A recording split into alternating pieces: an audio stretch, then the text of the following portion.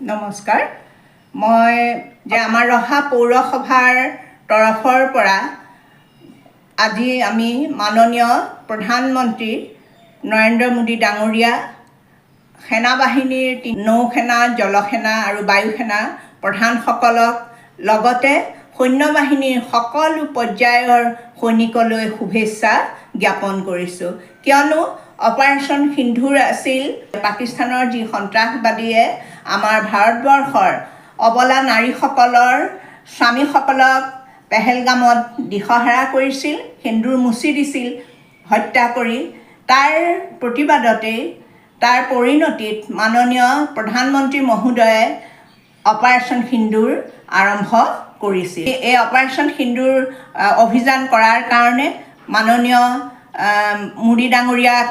কৃতজ্ঞতা জনাইছোঁ আমি সৈন্যবাহিনীসকলক সদায় মনোবল দিব লাগিব সেইকাৰণে আমি পুনৰ তেওঁলোকক শুভেচ্ছা জনাইছোঁ ভাৰত মাতা কি জয় জয় হিন্দ